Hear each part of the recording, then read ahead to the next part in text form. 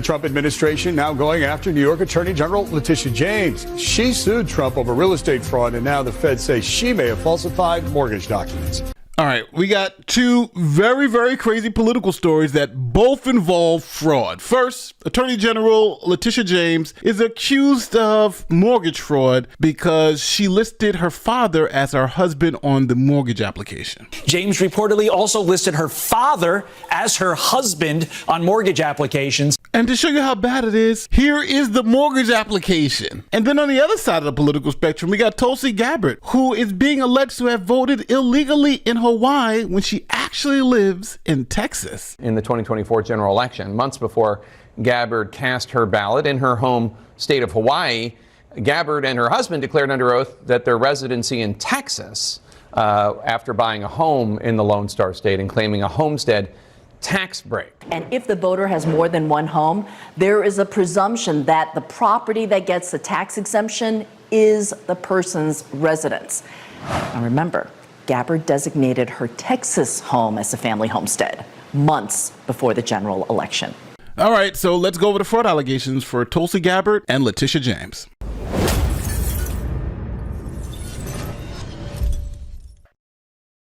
Now, first things first, these are allegations and not facts, so treat them as such. Now, this is Letitia James. She's the Attorney General of the state of New York. Here is her victory speech after obtaining a judgment against the Trump organization. Donald Trump engaged in deceptive business practices and tremendous fraud. Donald Trump falsely, knowingly inflated his net worth by billions of dollars to unjustly enrich himself, his family, and to cheat the system. Donald Trump may have authored the art of the deal, but he perfected the art of the steal. This long-running fraud was intentional, egregious, illegal.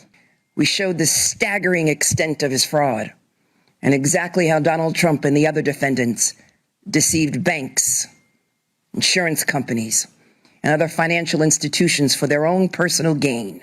Now, the irony of this situation is going to smack you in the face because the AG here, it's alleged that she essentially has done the same thing that she was holding Trump accountable for, mortgage fraud. Now, for those of you with very, very, very short memories, Letitia James had complained that the Trump organization had lied on mortgage and loan applications to get favorable rates, and those lies caused the state to lose money, and that's how she got her initial judgment. Now, all the while, people like Kevin O'Leary from Shark Tank, he was saying that this is something that people do all the time in New York real estate and that this was selective prosecution. You've been doing real estate for decades.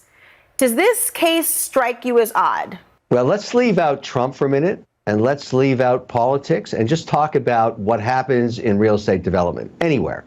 So if you're a developer and you've got a building on a block anywhere in America and it's worth, let's say, $500 million, and you want to build a building right beside it, you go to the bank and say, this building is worth $500 million.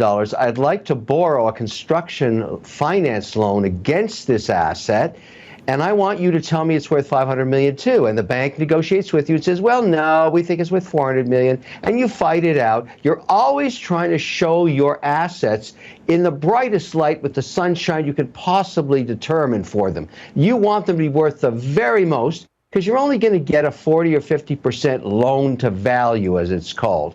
Then you borrow that money. In the case of a $500 million asset, maybe you get $250 million, and you build a new building with a construction finance loan. And so that's what this case is all about. And by the way, forget about Trump. Every single real estate developer everywhere on earth does this. They always talk about their asset being worth a lot, and the bank says no. And that's just the way it is. But it's humorous in the sense that you have to sue every single real estate developer here in Miami, in Chicago, in Los Angeles, in Detroit, in Dallas. This is what they do every day. This is what the real estate game is all about. It's getting construction financing against stabilized assets. So as you hear, businesses generally cut corners to get the best possible loan terms. And this is done every day. And you know who else is doing it? Letitia James. So the U.S. Federal Housing Administration authored this letter, which is a criminal referral to the Department of Justice, alleging that Letitia James has committed essentially mortgage fraud. Now, the first allegation goes back to 1983. Letitia James and her father purchased this home in Brooklyn, New York. Here's a picture of the Attorney General recently walking out of that home. And here is the mortgage application from 1983. And as you can see, it says right here, Robert James and Letitia James, his wife. But when you go down to the next page of the mortgage application, which is Exhibit G, it also says Robert James and Letitia James, his wife. So the Trump team says this is evidence of mortgage fraud. Now, before we get into the rest of the allegations, here's a quick word from our sponsor, Ethos. A couple of years ago, a close friend of mine passed away unexpectedly, and it really got me thinking about protecting my own family's future. That's why I want to tell you about the sponsor of this video, Ethos. They're making getting life insurance quick, easy, and affordable. And really think, what if something happened to you? How would your family take care of its rent or mortgage payments, tuition, or everyday bills? It's difficult keeping up with those things now, but just imagine if you and your income wasn't there. And that's what Ethos can give you. It can give you that peace of mind to know that your family will be taken care of, even if something happened to you. Now with Ethos, you can apply for affordable life insurance quickly and easily online, all without a medical exam. Just answer a few health questions and lock in your rate in as little as 10 minutes at ethos.com/Nate. You can get up to $3 million in coverage, and term life policies start as low as $10 a month. Plus, over 3 million families have trusted Ethos Life, which has a 4.8 out of 5 stars rating on Trustpilot with over 2,100 reviews. Now, go get your free quote today at ethos.com/Nate. That's ethos.com/Nate. And remember, life insurance isn't about protecting you. It's about protecting the people you love. Now, let's get back to the allegations. Now, the Trump administration then points to another piece of information that seems to be fraudulent. It's also raised about James's Brooklyn home. 2001 city records show it was a 5-family dwelling, which experts say would require a commercial property loan with perhaps higher interest rates. But James allegedly listed it as a 4-family unit. A James spokesperson would not say if any units have since been combined, as a property of 4 can be backed by Fannie Mae and Freddie Mac, often qualifying for better interest rates and a lower down payment. But now the Trump administration wasn't finished. They found more allegations of fraud. See, Letitia James is the Attorney General of the state of New York, and to have that job, you must live in the state of New York. Your primary residency must be in the state of New York. But the Trump administration says it has documents to show that Letitia James claimed that her permanent residency was actually in Virginia.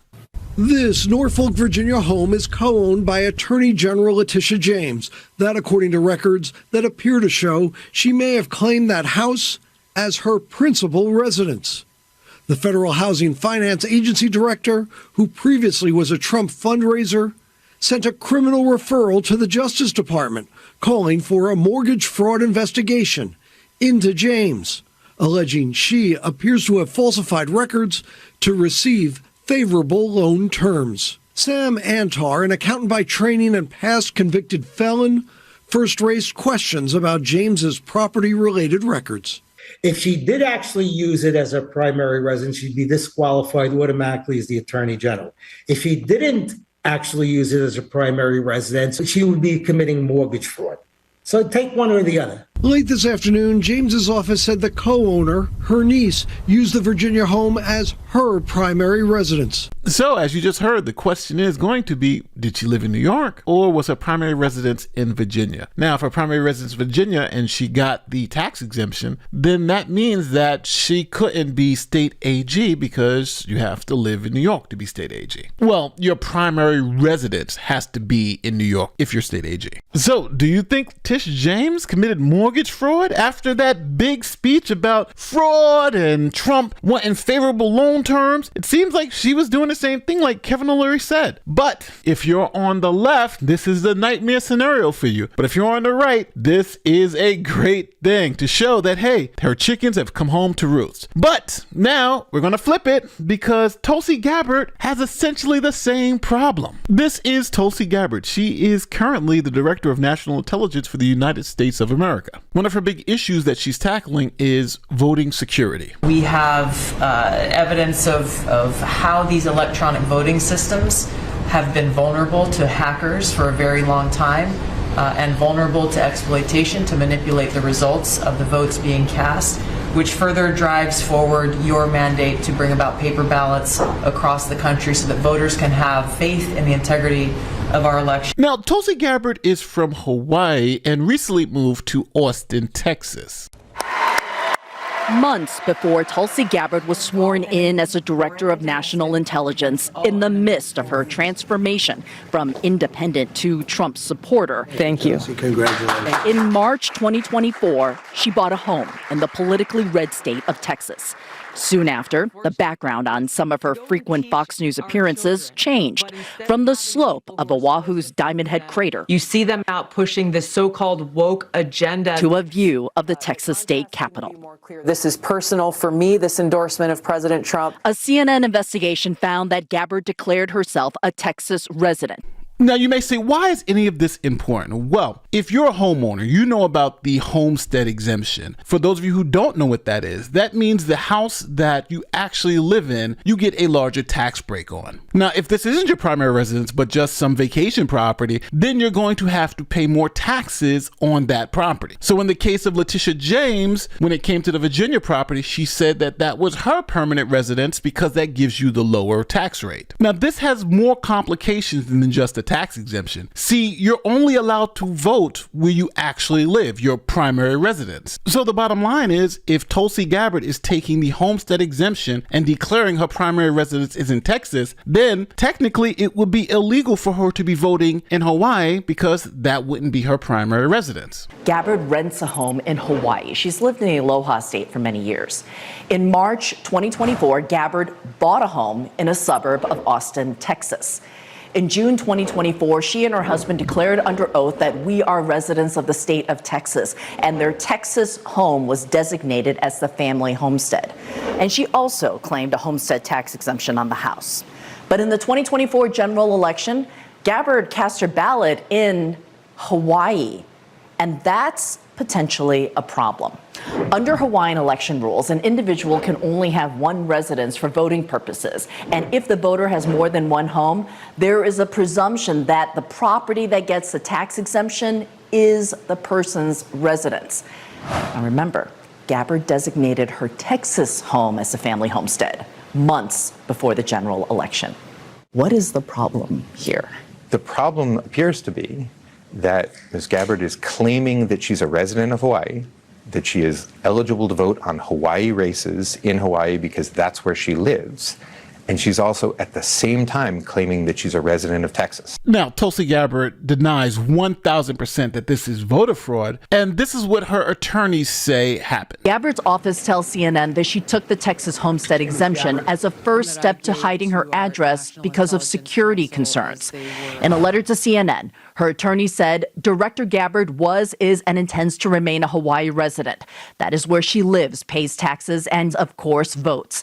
Any suggestion that she is no longer a resident because she took the advice of local officials to register a homestead exemption to protect her and her family's privacy is flat wrong, factually and legally. So Tulsi Gabbard's defense essentially is ignorance of the law. I didn't know. I took bad advice from local officials. But as we all know, ignorance is no defense. And what about the fact that she is getting this big tax break and she declared that, hey, this is my primary residence on the form? It seems like she has a Letitia James problem. But as always, tell me where I'm wrong in this comment section. Tell me that, hey, I agree that Tulsi should be let off because she's a Republican and we should get Letitia James because she's a Democrat, or say, hey, they both have an issue here. But I want to hear what you say in the comments. Now, I also got to mention, these are all allegations, none of these are facts. Both of these women are innocent, and we'll see if they'll ever be held accountable for any of these things, or if this is just nothing but a nonsense burger.